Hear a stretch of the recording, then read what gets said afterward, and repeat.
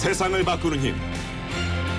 최영일의 YTN 뉴스 정면 승부.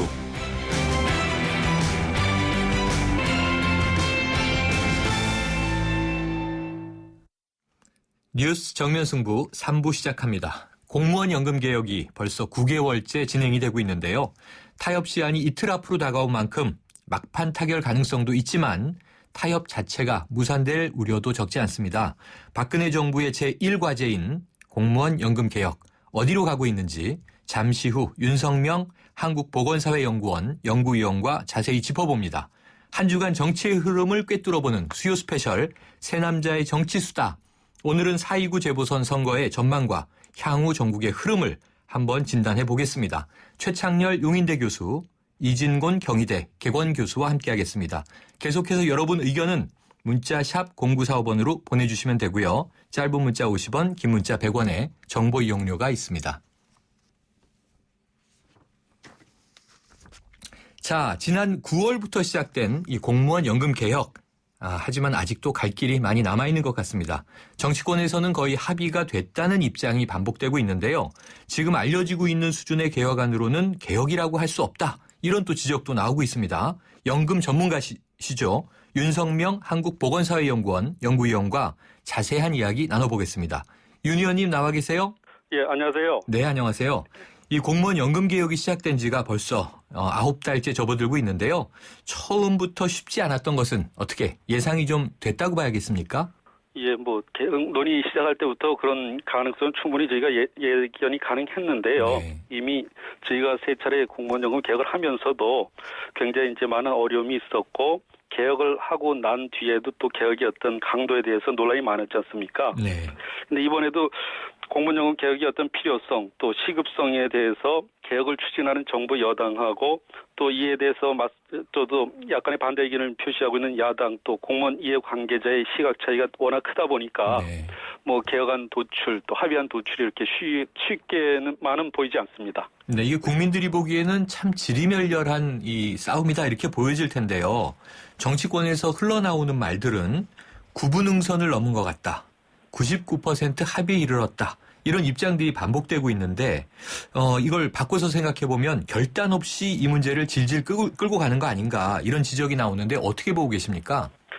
예, 결단을 내리는 것 자체가 그렇게 제가 봤을 때는 이제 어려울 것 같지는 않은데 네. 이제 왜 99% 합의 이르렀다는 주장이 한쪽에서 나오고 또 아직 합의가 그만큼 못 도달했다 얘기가 나오냐면 네.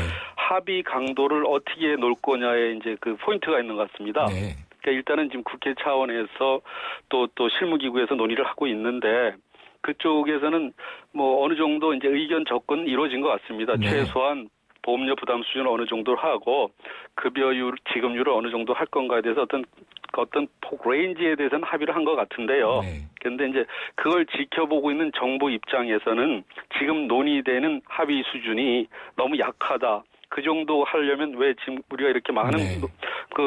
논란을 겪으면서 여기까지 왔겠냐 하면서 좀 더 강도 있는 개혁을 주문하는 입장이거든요. 그렇군요. 그러다 보니까 이게 이제 합의 도출에 이제 지금 마지막 어떤 고비가 남아 있는 것 같습니다. 말씀해 주셨습니다만 지금 이제 접근하고 있는 안은 이 전해진 바로는요. 가장 최근 것이 공무원 기여율과 정부 부담률을 각각 9.5%, 총 이제 19% 정도로 가닥이 잡혔다. 이렇게 들었고요. 또 공무원이 받는 지급률, 이 공무원 노조가 가장 민감한 대목일 텐데 현재 1.9%에서 정부 여당이 주장하는 1.7%, 여기에 또 공무원 단체가 주장하는 것은 1.79%, 이런 이제 선택이 남았다 얘기가 들리고 있는데 어떻게 저희가 바라봐야 될까요? 일반 청취자분들께서는 1.7%하고 1.79%포인트가 이제 차이가 보면 0.01%포인트밖에 차이가 안 나니까. 맞습니다. 요 큰 차이 아닌 거 아니냐 이제 이렇게 보실 텐데 일단 공무원 연금 개혁에 대해서 접근하는 입장을 보면 정부 여당 쪽에서는 진정한 개혁 효과가 있으려 그러면 소위 말하는 지급률 있지 않습니까? 네네, 지금 그렇죠. 저희가 말씀드린 1.7냐 1.79냐 여기에 해당되는 부분을 좀 더 많이 깎을 필요가 있다는 입장이고요. 네. 반대로 야당과 이제 공무원 단체에서는 우리가 보험료는 좀 더 부담할지라도 지급률은 최소한 깎지 않거나 깎더라도 제일 적게 깎아달라. 어떤 네. 이런 아주 결정적인 의견 차이가 있습니다. 네. 그러다 보니까 이제 지금 마지막 순간에도 0.0 9%포인트 정도의 차이가 있는데 이게 뭐 그냥 큰 차이는 아닌 것 같지만 요거 네. 한 차이만 해도 보험료로 환산하면 약 한 1.5%포인트 정도 차이가 날 정도로 네. 지급률은 굉장히 큰 어떤 차이가 있습니다. 그래서 네. 뭐 이런 부분에 대해서 이제 많은 이제 논의가 좀 필요하고요. 개혁도 시급하지만 또 어느 정도 의미 있는 개혁을 하려 그러면 저희가 봤을 때도 지급률에 대해서 적당한 선까지는 좀 손을 대야 될 것 같습니다. 그러다 보니까 정부 여당 측에서는 합의를 쉽게 뭐 하지를 못하고 있는 것 같습니다. 네, 그러니까 공무원 노조의 완강함이 이제 더 내는 것은 수용할 수 있으나 지급률은 현행으로 유지해달라 혹은 최소로 깎자. 그러다 보니 이제 1.79% 한이 나왔다 말씀 주셨고요. 네. 지금 이제 0.09에 불과하죠. 뭐 약 0.1이라고 보더라도 차이는 미미해 보이는데 사실은 이제 어찌 보면 갈등이 큰 거군요. 네. 근데 당초에 새누리당은 공무원 기여율을 10%, 지급률은 1.25%까지 낮추겠다. 이런 안이 나왔었던 것으로 기억이 되고요. 예. 정부가 제시한 기초안은 1.5%였는데 당시와 비교해 보면 지금 상당히 이 갭이 차이가 많이 좁혀진 거네요. 그러니까 갭은 좁혀졌는데 이제 당초 뭐 새누리당 안에서 공무원 기여율 10%, 정부 기여율 10% 합치면 부담은 20%로 하고요. 네. 지금 논의되는 게 9.5씩이니까 19%포인트로 1%포인트밖에 차이는 안 납니다. 기여율은. 그렇죠. 네. 네, 지급률은 1.25%에서 지금 1.7% 이상으로 좀 올라갔지 않습니까? 그렇죠.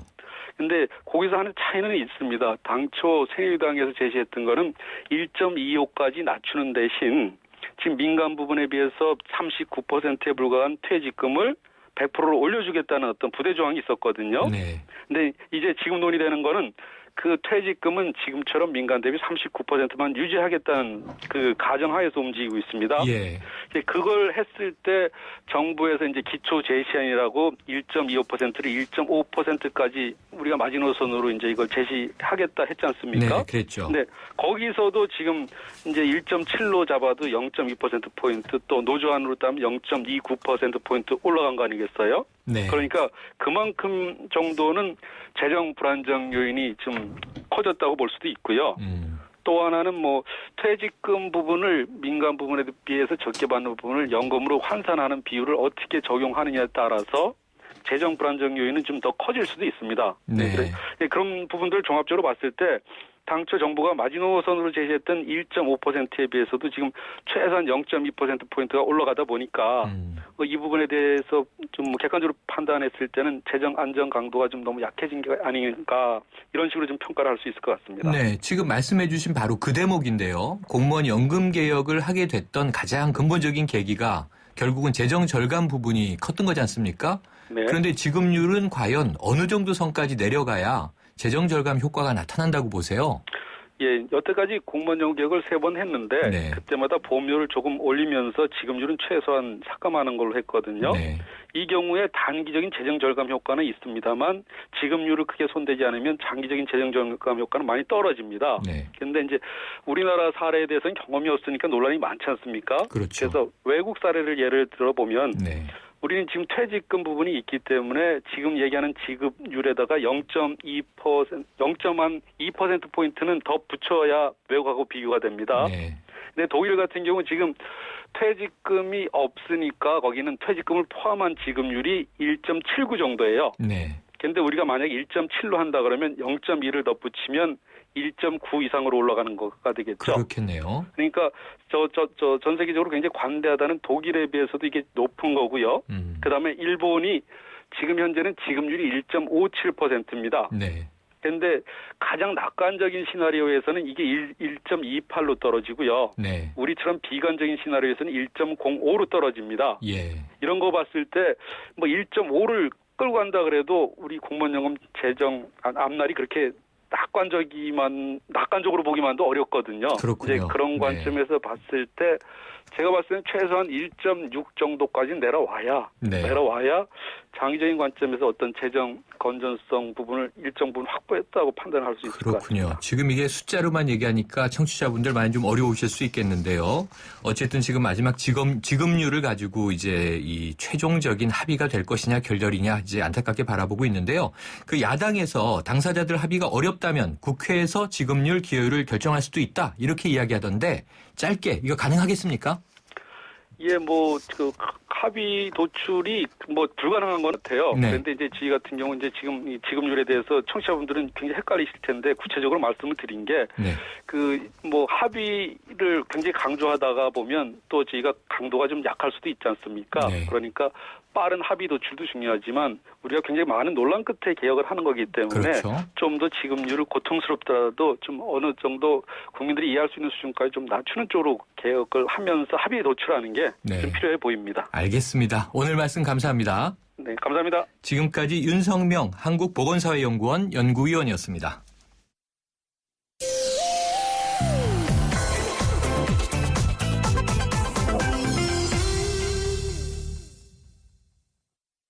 네, 뉴스 정면 승부 매주 수요일에는 수요 스페셜 새 남자의 정치 수다 이렇게 함께 하는데요. 오늘은 수다라고 하기에는 무거운 두 분의 이 정말 전문가들을 모시고 이야기 진행해 보겠습니다. 오늘 또 재보선이 막 끝나가는 시점이죠. 오늘은 최창렬 용인대 교수, 경희대 이진곤 개공교수와 함께합니다. 안녕하세요. 네, 안녕하세요. 네, 안녕하세요. 이렇게 나와주셔서 감사합니다. 네, 지금 이제 4.29 재보궐선거 시간으로 보니까 40분이 채 남지 않았네요. 네. 8시에 마감이 되는데 지금까지 집계된 투표율 잠깐 말씀드리면요. 재보선 투표율 7시 기준으로 현재 이 4곳 평균 33.3%. 그러면 이게 지금 지난 재보선의 평균 투표율을 좀 넘어가고 있습니다. 광주 서을 38.3 가장 높고요. 인천 서구 강화을은 34.4%. 그리고 서울 관악을이 34%, 인천 서울 관악을 비슷하고요. 경기 성남 중원의 투표율이 가장 낮은데 28.9%를 보이고 있습니다. 1시간 더 마지막 투표가 진행된 뒤에 8시가 지나면 최종 투표율이 나올 것 같습니다. 자, 투표율은 지난 재보궐선거보다 좀 어떻다고 보세요, 최 교수님? 2000년 이후에 그 재보선의 평균 투표율이 34%쯤 되거든요. 네. 근데 지금 이제 7시 투표율을 쭉 말씀해 주셨는데 1시간, 이게 7시 현재잖아요. 그렇죠. 그러니까 1시간 맞습니다. 정도 있으면 34% 넘을 것 같네요. 평균 투표율이. 그럴 것 같습니다. 예, 근데 재보선 투표율이 뭐 투표율이 높고 낮은 거에 따라서 여권, 야권의 유불리 많이 따지잖아요. 많이 얘기했었죠. 근데 언제부턴가 이 꼭 투표율의 높낮이하고는 상당히 다른 결과도 많이 나왔어요. 그래서 이 투표를 가지고 이제 장담 못 하겠는데 특히 이제 어제 대통령의 대국민 메시지 이후에 네. 여권이나 야권이나 여당, 야당 지지하는 성향의 투표자들이 네. 뭔가 결집할 수 있는 하나의 여건이 됐다. 야당은 야권이 야권대로 여권은 또 여권이 여권대로. 여권 지지하는 투표자는 또 그 투표자들대로 이제 네. 그렇기 때문에 투표율이 높아진 게 아닌가 이런 뭐 이제 유추는 가능하긴 한데 네. 현재 이 투표율을 가지고만은 어떻게 뭐 예측하기는 좀 쉽지 않아 보인다는 네. 겁니다. 그러니까 네. 현재 투표율로는 뭐 여당 유리, 야당 유리 이렇게 네. 이제 이것을 논하기에는 조금 어려움이 있다. 네. 그러니까 이 730 재보선 지난해지 않습니까? 이게 그렇죠. 11대 4로 야권이 이제 패했던 선거인데 그렇죠. 네. 당시 최종 투표율이 32.9%였더라고요. 네. 그거보다는 이미 7시 현재 넘어갔으니까 네. 지난해에도 미니 총선이라고 뜨거웠는데 좀 더 올라간 것 같은데요. 이 교수님은 네. 어떻게 보세요? 예, 그런데 이제 주로 광주하고 뭐 관악을 또 이쪽에서 그 투표율이 굉장히 높다. 이것은 네. 우리가 이제 상식적으로 생각한데 도전자 측의 네. 도전자 측 지지자들이 뭐 투표에 많이 가면 네. 그 투표율이 높아지는 그 이제 효과를 내지 않겠느냐 이렇게 봤을 때는 이제 그런 측면에서 보면 도전자 측을 지지하는 유권자들이 좀 많이 결집하는 것 아닌가 이런 이제 추측도 할 수 있는데 지금 이제 최 교수 말씀처럼 비단 그뿐 아니고 또 네. 새정치민주연합 지지자들이 또 어떤 위기감 같은 걸 가져서 네. 또 무슨 결집하는 그런 것도 나타날 수 있지 않겠습니까? 네. 그런데 이제 두 군데서 그러니까 그런 점에서는 우리가 눈여겨볼 필요가 있죠. 과연 이번 도전자의 그 뒷심이 네. 작용한 것인지 그 앞으로 이제 결과가 나오는 거 보면 아주 흥미로운 결과가 나오지 않을까 이런 생각이 듭니다. 이 교수님 근데 이제 들으면서 살짝 궁금해지는 게요. 예. 지금 이제 이 인천 강화 빼고요. 예. 나머지 세 곳은 원래 야당의 텃밭 그렇죠. 그랬으니까 지금 여당 후보가 도전자인지 혹은 지금 투표율이 뜨거운 두 곳 광주와 관악을은 도전자가 또 2명이에요. 예. 여기는 이제 양당 후보의 대결이 아니기 때문에 어디를 도전자로 보시는 겁니까? 아니 왜냐하면 새정치민주연합에서 탈당하신 분들이 나온 곳이니까. 그렇죠, 맞습니다. 그리고 그 두 곳은 뭐냐면 전통적으로 그 야당 그 지지 기반 아닙니까? 그렇죠. 그런 그렇게 측면에서 볼 분석을 때는 하죠. 그 새누리당을 뭐 도외시하는 것 같아서 죄송합니다만 그런 뜻은 아니고요. 네, 네. 그렇게 이제 만약에 새정치민주연합하고 거의 탈당한 후보들하고 둘 대결로 볼 때는 네. 탈당하신 무소속 후보들이 도전자고 새정치민주연합 측이 거기서는 또 방어하는 그런 입장이 아닌가 이런 생각이 들어서 네. 그렇게 이야기를 근데 했습니다. 이 이번 선거가 무소속을. 지금 이제 국민모임의 정동영 후보 그리고 네. 이제 광주에 출마한 천정배 후보 말이죠. 무소속 천정배 후보. 네. 무소속 천정배 후보인데 맞습니다. 이 두 사람은 어쨌든 야권 분열, 야권표 분산 이런 어떤 굉장히 중요한 변수를 제공한 후보들이에요. 그렇습니다. 이번 선거가 야당이 결코 유리하지 않다.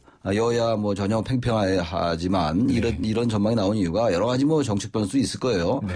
그럼에도 불구하고 역시 가장 결정적인 것은 선거 공학적으로 볼 때 야권표의 분산이거든요. 네. 관악을 해서 지금 88년도 이후에 관악을 해서 한 번도 여당이 당선된 적이 없는데 여당 성향의 네. 그 후보가 당선된 적이 없는데 이번에 어쨌든 뭐 결과를 뭐 두고 봐야지 알겠습니다만 새누리당이 있을 수도 있다라고 전망한 것에 가장 커다란 요인은 사실은 여러 가지가 있죠. 뭐 관악을 여당을 당선시키지 않았음에도 불구하고 야당만 당선시켰는데 뭐 지역 발전이 안 됐다 아니면 뭐 또 다른 뭐 여러 가지 요인이 있지만 전 결정적으로 역시 표의 분산이거든요. 네. 야권 후보들이 그렇기 때문에 기본적으로 야권 표의 분산이기 때문에 네. 그런 점에서 이진국 교수님 말씀처럼 네. 그런 것들이 이 지금 투표율의 상승으로 나타난 건지 그 부분은 나중에 결과적으로 우리가 해석할 수밖에 네. 없다. 이런 그러니까 생각이 들어요. 지금 광주 같은 경우는 새누리당이 거기서 뭐 좀 뭘 선전을 한다 하더라도 그 한계가 있으니까 한계가 정승 너무 후보가 뚜렷하니까 있지만요. 거기서는 이제 그 말하자면 새정치민주연합 후보하고 무소속 후보의 대결이 정면 대결 구도가 됐고 네. 관악을의 경우는 오신환 새누리당 후보도 상당히 지지 기반을 갖고 있지 않습니까? 그렇죠. 그런데 만약에 새정치민주연합 정동영 후보하고 이쪽이 저 새정치민주연합의 정태우 후보하고 무소속의 정동영 후보가 서로 각축전을 벌여버리면 그렇게 될 경우는 오신환 후보가 어부지리를 얻을 수 있다. 무슨 네. 얘기냐면 네. 두 사람이 한쪽이 탁 좀 꺾이면 말이죠. 네. 상대적으로 다른 한쪽이 올라갈 텐데 이렇게 되니까 새누리당 그 오 후보가 어부지리를 누릴 수도 있다. 뭐 이런 이제 전망이 나오는 네. 거죠. 그래서 이제 관악을 해서 정말 80년대 후반 이후로 처음으로 여당 후보가 등장할 가능성이 높은 상황 아닌가. 이건 또 이제 새누리당이 기대하고 있는 그렇지. 바겠죠. 네. 이게 근데 따지고 보면요. 임기가 1년밖에 안 남은 거예요. 네. 내년 4월이면 또 총선이기 총선을 때문에 치러야 되죠. 결국은 이게 그 옛 통합진보당 강제 해산으로 인해서 네. 세 자리가 났던 거 아닙니까? 그렇죠. 인천 강화는 이제 의원직 상실로 하나 더해진 거고. 그래서 1년 임기에 국회의원 4명을 뽑는 이게 미니 선거인데 그 열기가 너무 과하게 뜨거운 것 같아서 양당 대표들이 총출동을 하지 않았습니까? 지금 이 새 지도부가 처음 대결하는 선거였기 때문에 그런 걸까요? 기본적으로 이제 성완종 리스트가 이번 선거를 뜨겁게 달군 면이 첫째 있고요. 그리고 성완종 리스트 이후에 지금 또 특별 사면 논란이 있었잖아요. 성완종 전 회장의 특별 네. 사면 논란. 네. 이 두 가지가 쟁점축으로 이렇게 대두가 되면서 물론 과연 특별사면 성완종 전 회장의 특별사면이 성완종 리스트에 의혹으로 제기됐던 이런 것과 과연 같은 무게냐라는 논란은 별도로 하고 네. 아무튼 그런 것들이 제기되면서 선거에 대한 관심이 많이 집중이 됐어요. 그런데 물론 이제 그것이 여야 모두가 부패했다는 인식과 연결되면은 투표율이 네. 저로 나타나겠는데 지금 현재 투표를 볼 때는 뭐 그렇게 뚜렷하게 낮은 것 같지는 네. 않단 말이에요. 네. 과거 역대 재보선에 비교해 볼 때 말이죠. 맞습니다. 그다음에 그런 것들이 하나 있고 또 하나 문제는 이게 내년 총선과 어떤 형태로든 연계될 수가 있다. 내년 총선이 전초전이라는 성격이 있어요. 네. 그렇기 때문에 의미가 많이 부여되는 것 같고 또 역시 지역적으로는 수도권이 세 곳이란 말이에요. 광주를 제외하면 다 수도권이잖아요. 맞습니다. 관악을 성남, 인천 다 네. 광화 이쪽이 그런 점에서 의미가 부여되는 거고 보다 더 결정적인 부분은 어쨌든 여야의 김무성 대표와 새누리당 여야의 김무성 그렇죠. 대표와 문재인 대표는 사실 이게 절체절명의 선거가 될 수밖에 없어요. 여야가 여당의 패배는 바로 야당의 문재인 대표가 확고한 입지를 확보하는 거고 네. 반대로 이 문재인 대표가 패배하게 패한다면. 된다면 새누리당은 당청 관계에서도 그렇고 전반적으로 여당 내에서 과거의 박근혜 대통령의 친정 체제가 아니라 네. 김무성 대표로의 친정 체제가 구축될 수 있는 이런 상황이기 때문에 그런 점에서 상당히 정치 공학적으로 네 곳을 뽑는 것에 비해서는 상당한 의미가 보여되는 중요한 선거다 이렇게 보인다는 겁니다. 새누리당은 벌써 지든지 이기든지 네. 향후 전국의 주도권은 당이 갖게 될 것이다. 이런 이야기를 또 많이 그렇죠. 하더라고요. 예. 그럼 이 교수님 왜 이렇게 뜨겁다고 진단하세요? 지금 최 교수님이 지적하신 그 부분에 저도 전적으로 공감하고 네. 요즘 흔한 말로 이런 말을 하대요. 지난번 730 재보선은 미니 총선이었고 네. 이번 보궐선거 이것은 미니 대선이라고 그래요. 아, 그 미니 정도로 두 대표가 그런데다 더더구나 문재인 그 새정치민주연합 대표는 네. 대표가 된 28 그 전당대회를 통해서 대표가 된 지 지금 처음으로 치르는 네. 이 선거거든요. 어쨌든 처음으로 여야 대결 구도가 형성됐는데 이런 문제가 있고 또 하나는 아까도 말씀하셨지만 특히 이제 성완종 리스트 이런 것 때문에 이제 그런 문제가 있는데 네. 근데 문제는요. 이거는 바로 그러니까 성층권에서 싸움이지. 예? 그 선거 유권자들까지도 그런 네. 파급된 것 같지는 않아요. 자, 수요 스페셜 새 남자의 정치 수다. 잠시 후 4부에서 계속 이어갑니다. 서양 고전 음악을 완성시킨 천재 작곡가 악성 베토벤. 그의 음악적 잠재력을 일깨워준 사람은 스승인 크리스티안 네페 선생님이었습니다. 네페 선생님은 지루한 이론과 반복적인 연습을 강요하지 않았습니다. 이탈리아와 프랑스, 독일의 유명한 오페라를 감상할 기회를 마련했고 어린 베토벤이 음악에 대해 더 깊이 느끼고 생각할 수 있도록 이끌었습니다. 가르치는 것이 아니라 깨우치는 교육, 아이들의 잠재력을 활짝 꽃피우는 우리 교육의 희망입니다. 이 캠페인은 I am the key, 눈높이 대교와 함께합니다.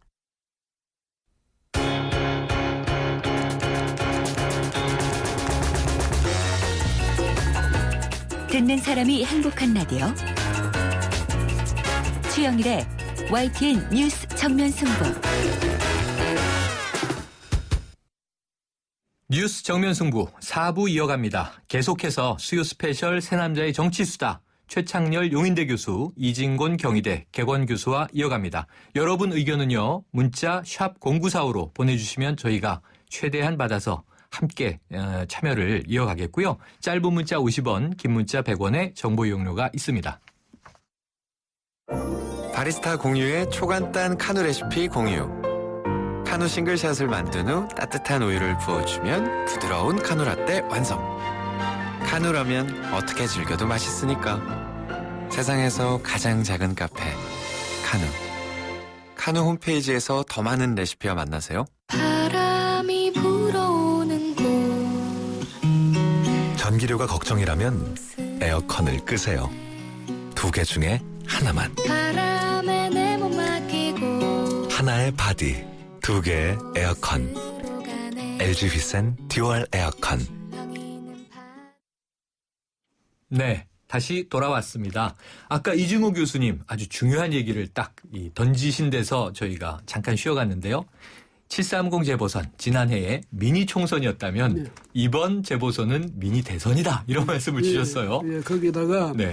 또 성완종 리스트 때문에 지금 청와대 박근혜 대통령까지 지금 공격을 받는 그런 상황이 됐고 더더구나 현직 총리가 그것도 취임한 지 며칠 됐습니까? 그 불과 며칠 되지도 않은 70일 됐어요. 약치 안 됐죠. 두 달 좀 그러니까 넘었습니다. 사표 내고 나간 데까지는 70일입니다. 맞습니다. 예, 그런데 사표 그 사의를 표명한 것은 63일입니까? 뭐 어떻게 그렇죠. 그러죠. 일주일 이런 전이니까요. 상황이 이 아주 정치적으로는 엄청스러운 격변이 있었거든요. 네. 이런 것도 다 뭐냐면 이 재보궐선거 사실 이것 때문에 더 격화된 그런 측면이 있다는 점에서 볼 때는 이것이 그다음에 또 하나는 그 양정당의 앞으로 지도력 그러니까 이 대표들의 지도력이 어떻게 될 것인가. 네.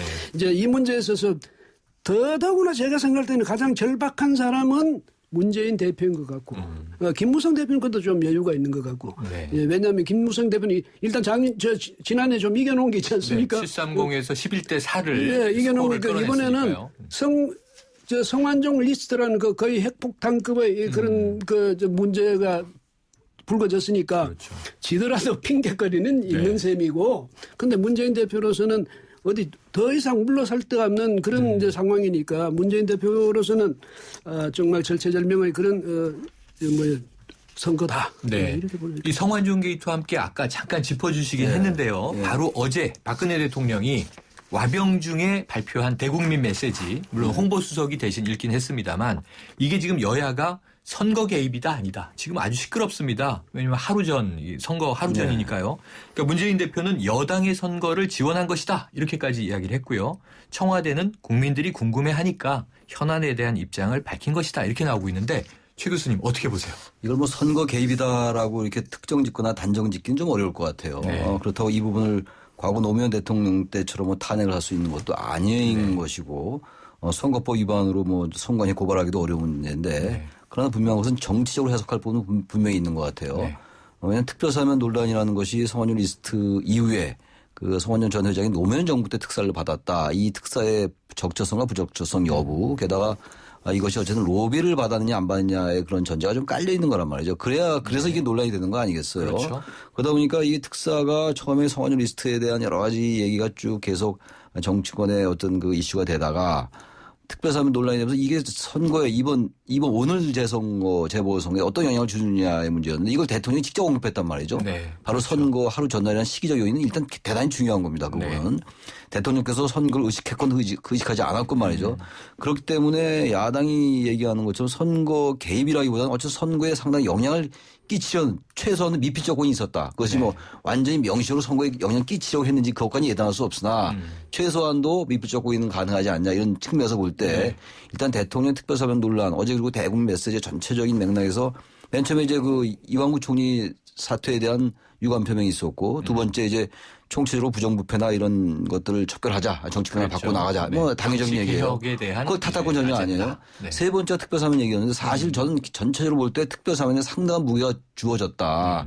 그 방점이 거기에 찍힌 게 아니야. 그러면서 볼 때 야당으로서 당연한 반응이다 이렇게 보입니다. 네. 어제 보니까 A4 한 페이지 정도 분량에 뭐 절반 가까이가 특별사면 관련 맥락이었다. 뭐 이런 이야기도 있더라고요. 이 교수님은 어떻게 보세요? 네, 근데 약간 좀 이제 이 박근혜 대통령의 입장을 이해하는 그런 측면에서 보자면 대통령이 그간 굉장히 압박을 받았지 않습니까? 그리고 외유 나가기 전에 사실상 총리를 해임한다는 그런 언급까지 하고 나갔어야 됐고 돌아와서 처리하겠다. 어떤 문재인 대표 같은 분은 그냥 계속 그 대통령이 직접 그 책임의 당사자다 이런 식으로까지 이야기하고 하니까 거기서 대통령도 이제 뭐냐면 이런 부패 구조, 그 정치적 비리 구조, 부조리 구조 이것은 그 새누리당이나 그 리스트에 적힌 그 사람들만에 의해서 형성된 게 아니지 않냐. 그렇다면 이 비리 구조라는 것은 굉장히 오래된 거거든요. 역사가 있는 것 아닙니까 말하자면. 뿌리도 있고 뿌리가 있고 줄기도 있고 그렇죠. 그러니까 그런 것을 앞으로 박근혜 대통령에서 오히려 제가 생각할 때는 차제 이거 다 털고 가자. 오히려 다 이참에 그 잘잘못도 다 따지고 해가지고 앞으로 정말 정치 개혁 해내자. 야 이런 그림을 그린 거 아닌가 그런 생각이 들고 거기다 특사 문제는 왜 나왔냐 하면 물론 이제 그렇게 이야기하니까 좀 그 의도성도 있을 수 있고 그 아까 미필적 고의 정치적인 해석 말씀을 그런 말씀도 하실 수 있어요. 하실 수 있는데 이 특사 문제도 또 바로 그런 데 해당되는 거거든요. 왜 뭐든지 전부 나한테만 공격을 일반적으로 내가 대통령으로서 나한테 그런 책임이 있었냐. 있었더라도 바로 MB 정권하고 말하자면 노무현 정권 그 사이의 문제 아니었냐. 그런데 그런 모든 것을 모두 나한테 갖다 떠넘기고 이런 식이 되면 이건 말이 안 된다. 그럼 잘잘못을 따져봐야 될 것 아니냐. 그래서 그 문제에 대해서도 앞으로 분명히 밝혀내겠다. 만약에요. 대통령이 귀국해가지고 이완구 총리에 대한 처리도 좀 늦추고 이런 국민 담화도 좀 늦추고 이래 됐다면 어떻게 됐겠습니까? 야당 났겠죠. 야당에서는 뭐 하냐고 막 이제 공세를 폈겠죠. 엄청스러운 공세를 폈을 것 아닙니까? 그래서 그런 점에서 볼 때 박근혜 대통령으로서도 어떤 불가피한 그런 대응이었다 이렇게 보고요. 불가피한 대응이었으면서도 또 한편으로는 대통령이 이제까지 사실은 뭐 소신껏 정책을 추진해 본 적이 없어요. 왜냐하면 임기 초부터 시작해서 계속 정치적으로 시달려왔기 때문에. 사건의 연속이었죠. 그런데 이제는 이번에 한 어떤 계기를 그 박근혜 대통령의 실적으로 삼을 수 있는 그런 중대한 계기를 맞은 게 아닌가. 전화 위복이 될 수도 있다. 이런 생각이 듭니다. 저는 이진권 교수님 말씀에 뭐 거의 공감을 합니다. 좀 다른 면을 전 말씀드릴게요. 그 부분을 제가 부인한다는 게 아니라 부정한다는 게 아니라. 공감하면서도 좀 다른 측면을 말씀드리고 싶은 게 어쨌든 지금 성완종 리스트에 거명된 인사들의 그 사실관계는 전혀 알 수가 없어요. 검찰의 수사 결과를 봐야 되는 것이고 뭐 그 부분 전혀 예단할 수가 없는 건데 아무튼 간에 지금 여기 나온 부분들이 이완구, 홍준표 이 두 분을 빼놓고는요. 어쨌든 불법 대선 경선 대선에 관련된 불법 정치자금의 문제잖아요. 그렇죠. 2006년도, 2007년도, 그다음에 2012년도의 문제이기 때문에 이건 박근혜 대통령과 어쨌든 직간접적으로 연관이 있는 거란 말이에요. 이분들이 돈을 받았다고 사실은 전혀 아니겠으나 지금 현재로서는. 네. 대통령이 되시기 전에 그렇다면은 일이겠고 이게 상당히 의혹이지만. 국민적 의혹을 가지고 있는 거예요, 국민들은. 네. 그다음에 이 부분에 대한 분명한 얘기가 있어야 되죠. 근데 그 부분에 대한 말씀 안 하셨잖아요. 전 왜 이 사실관계가 밝혀지지 않았기 때문에 사과할 수 없다라는 논리는 저는 동의를 합니다. 네. 아니 밝혀지지 않았는데 왜 사과를 할 게 뭐 있냐. 이건 네. 논리적으로는 되는 말씀이나 제가 또 다시 정치적인 말씀을 드리는데 대통령과 연계됐던 연루됐던 그런 핵심 인사들의 어떤 그 여러 가지 나왔고 그게 대한민국을 상당히 블랙홀로 빠뜨렸던 것도 사실이었잖아요. 네. 그래서 결과적으로 이완구 총리의 조기 사퇴까지로 연결됐던 것이고 그렇으면 적어도 대통령이 대국민 메시지에서 뭐 시기는 그렇다 치고요. 시기도 뭐 이직원 교수님 말씀처럼 또 늦게 하면 또 늦게 한다고 난리 칠 거 아니겠어요? 그랬겠죠. 오케이. 뭐 야당이야 공격을 해야 되는 받아들인다고 입장이고. 치는데 적어도 그런 국민적 의혹에 대해서는 어떠한 형태로든 간에 그것이 사과가 됐건 무엇이 됐건 간에 언급이 있었어야 된다. 근데 그 부분을 그냥 부정부패 척결, 우리의 적폐 해소, 정치가 이렇게 된다면요. 대한민국 정치를 다 그렇게 몰아가는 건 아니잖아요. 그렇다면 어떤 어법에 따라서는 해석하기에 따라서는 대한민국 정치가 상당히 부패했다는 인식이 국민들 속에 분명히 있어요. 그렇다 하더라도 그 문맥만 그대로 본다면 그거 사전적으로만 해석을 한다면은 대한민국 정치 완전히 도려내자라는 게 되니까 그렇죠. 이번 사안과 상당히 좀 약간 추상적이다. 예, 그런 추상적이다. 면에서 국민적 의혹에 대한 그런 언급은 있었어야 되지 않냐라고 제가 말씀드리는 겁니다. 네. 예. 지금 근데 뭐 해석이 뜨거운데 말씀 주세요. 그러니까 최 교수님 말씀에 이어서 저는 또 어떠했냐면 또 이제 다른 입장에서 다른 측면에서 한 말씀 드릴게요. 네. 뭐 이런 것도 있을 수 있지 않습니까? 대통령이 사과를 해버렸잖아요. 그런데 대통령이 직접 개입된 문제가 아니잖아요. 그 총리라든가 리스트에 들어가 있는 사람, 또 성완종 전 회장이 육성으로 또 남긴 그 말 속에 들어있던 사람들, 이런 사람들에 대해서 대통령이 그 사람들을 대신해서 사과해버릴 수는 없잖아요. 무슨 얘기냐면 대통령이 일단 사과라는 형식을 빌려버리면 그 사람들이 과오가 있다는 게 전제가 돼버리거든요. 그래서 아마 어쩌면 대통령이 바로 그런 점 때문에 확인되지 않는 말을 자기가 대신 사과할 수는 없다 이런 아마 생각이 있지 않았을까 이렇게 본다면 앞으로 분명히 사과할 때가 있을 겁니다. 지금 뭐 두 분 전문가께서 예. 뭐 해석을 여러 가지 관점에서 해주고 계신데 어제도 제가 여야 네. 관계자에게 확인을 해봤더니 이 대통령이 사과가 아니고 유감 표명을 하신 건데 그렇죠. 정확하게는 네. 사과한 게 이게 야권은 사과 아니다 이렇게 보는 입장이고 네. 여권은 사과로 받아들여도 좋지 않겠나 이런 정도 해석이어서 이것도 또 온도 차이가 있습니다. 그렇죠. 근데 중요한 건 뭐냐면 그러니까 오늘 재보선이 아까 말씀하신 대로 이 미니 대선이고 굉장히 뜨거워졌고 이제 여러 가지 중요한 함의를 가지고 있는 것이 어제 오전에 대국민 메시지를 발표한 이 박 대통령의 말에 대해서 네. 오늘 선거 결과가 이제 가름을 해버릴 상황이지 않습니까? 그렇죠. 그러니까 만약에 여권이 이긴다면 대통령 말씀이 맞다고 국민들이 지지한 거다. 야권이 혹여 한석이라도 이긴다면 정권 심판에 우리의 구호가 먹힌 것이다. 이렇게 아전인수 해석을 할 거 아닙니까? 우리가 아는 정치권은. 지금 바로 말씀하신데 그게 바로 아전인수입니다. 예, 그래서 네. 양쪽 다 이건 야당만이 그렇죠. 아니라 예. 양쪽 다 그럴 것이다라는 거예요. 예, 그러니까 불과 4군데 그것도 그렇습니다. 보궐선거 그것도 무슨 투표율이 50%를 넘어간 것도 아니고 아마 지금 이걸 보면 30% 중반선에서 투표율이 결정될 텐데 그렇겠죠. 그걸 가지고 그다음에 아마 미세한 차이로 서로 당락이 결정될 것 아니겠습니까? 그걸 가지고 한쪽엔 전폭적으로 우리를 지지한 것 같이 이야기하고 다른 한쪽엔 그건 뭐 이를테면 비판받은 것 같이 네. 혹은 단죄받은 것 같이 이렇게 이야기한다면 네. 그건 그야말로 이인수니까 네. 이걸 계기로 해서 여야는 다시 정치를 복원하는 그런 계기를 좀 삼아주면 네, 좋겠습니다. 그러니까 이 교수님 말씀은 지금 이 오늘의 선거 결과가 예. 뭐 이제 빠르면 10시, 늦어도 자정전 후에 나올 텐데 이 결과로 지금 모든 국정 상황에 대해서 국민 모두의 판결이라고 하는 것은 좀 확대 해석이다. 그렇죠. 예. 과잉 해석이다. 이런 말씀 주신 거고요. 맞아요. 사실 네. 뭐 4군데 선거가 치러지고 좀 투표율이 뭐 높아야 34%, 5% 될 텐데. 그렇죠. 게다가 사실 또 그 득표율은 또 거기 한 뭐 60% 정도 되면 그렇겠죠. 38. 전 유권자의 18% 정도가 항상 하는 거예요. 이건 뭐 이번 재보궐선거뿐만이 아니라 사실 민주주의 위기가 바로 그 대표성의 위기라는 거거든요. 네, 네. 일정 부분 그걸 우리가 감안할 수밖에 없는 것이고 저는 이제 아전인수격이란 말에 동의를 합니다만 결국 선거 결과가 그렇게 나오면 어떻게 나오든 간에 여당 승리가 됐건 야당 승리가 됐건 여야 무승부가 됐건 말이죠. 그렇게 해석이 되면서 정치권도 거기에 따라서 그게 또 흘러갑니다. 그게 작동이 되는 거거든요. 네. 바로 그래서 지금 어쨌든 이 선거 결과는요.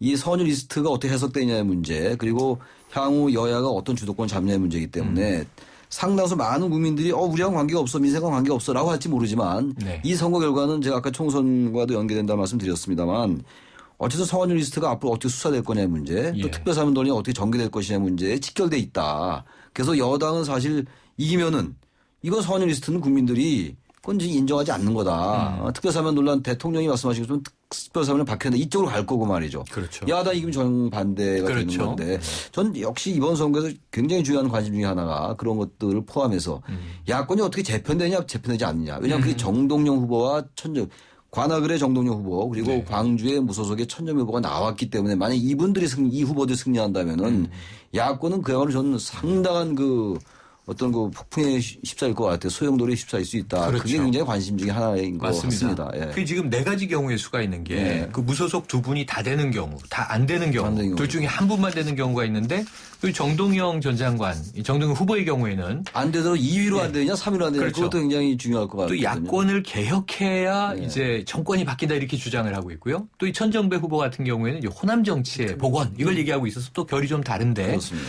어쨌든 오늘 중요한 시점에 왔습니다. 앞으로 15분 후에 선거는 이제 오늘 투표 마감되고요. 한 3시간여 기다리면 답이 나올 것 같은데 최 교수님부터 몇 대 몇으로 전망을 하시나요? 아주 글쎄요. 예언하기에는 글쎄. 미묘한 시점인 건 제가 압니다만 전문가분들 모셨으니까. 일단 뭐 이제 지역은 얘기 안 하면 되는 거니까. 그렇죠. 저는 종합적으로 봤을 때 3대1 정도. 3대1로 3 정도가 전 새누리가 좀 이길 것 같고. 그러니까 여권의 승리가 될 가능성이 높다. 높아 보여요. 네. 예. 3대1 정도. 그럼 아까 말씀하신 결과에서 어쨌든 그 상황을 겸허히 받아들여야지 여든 야든 확대 해석하지 말자. 이런 이제 말씀을 미리 주신 거고요. 우리 이 교수님께서는 어떻게 보세요?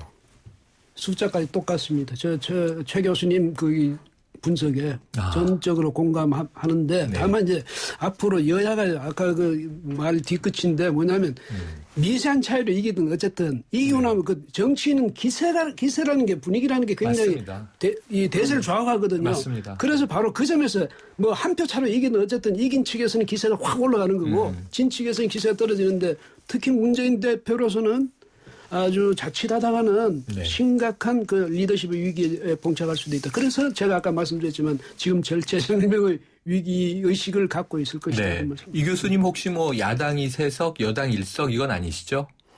아니 지금 최 교수님하고 똑같다 이 말씀을 드렸죠. 똑같이 여당이 좀 유리한 고지를 여당이 이번 재보선에서 점할 가능성이 높다. 이렇게 지금 이제 전망을 해주신 한 겁니다. 말씀만 더 드리자면 워낙 미세하니까 몇 표 차로 뒤바뀔 수도 있으니까 그까지는 이제 예측은 할 수는 없는 거. 다만 그간의 이 추세가 그랬다 이 말이죠. 네, 오늘 뭐 지금 13분 남은 민감한 사안이라서 네 곳 중에 어디가 그렇다고 이렇게 분석해볼 의미는 없는데요.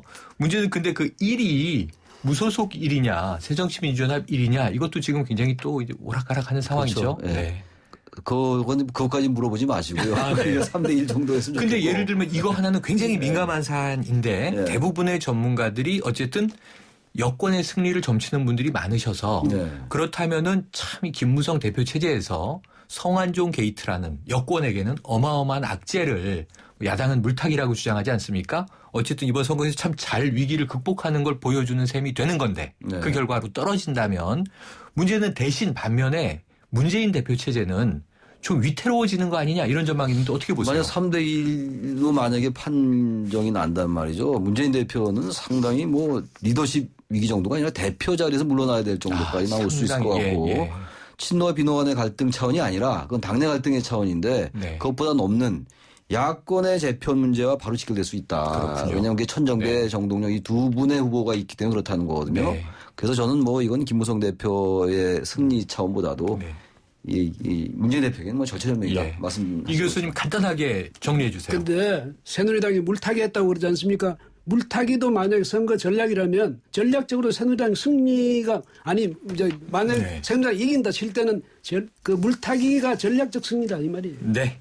수요 스페셜 새남자의 정치수다 최창렬 용인대 교수 경희대 이진곤 개공 교수와 함께했습니다. 손으로 세상을 만나고 배우는 우리 아이.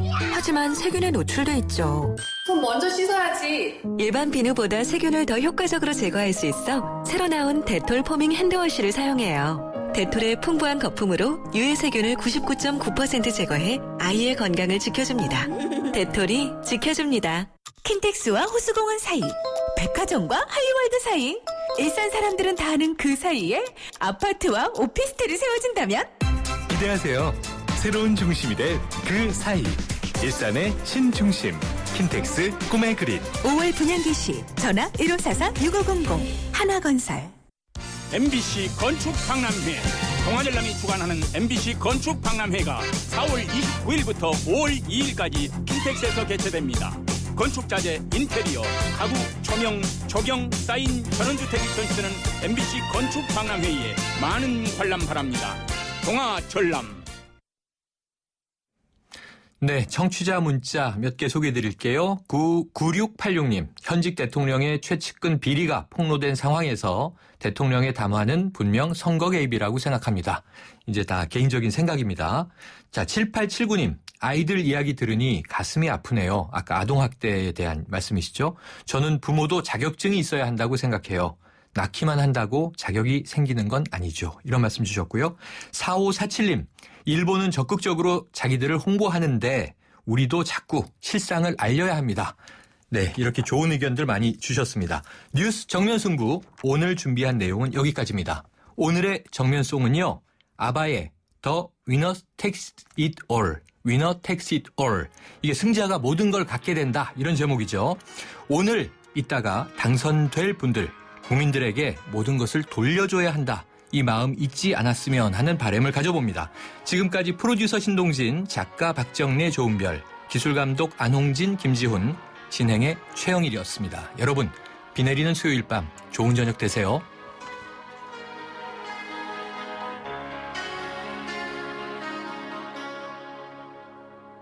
I don't wanna talk about things we've gone through, though it's hurting me.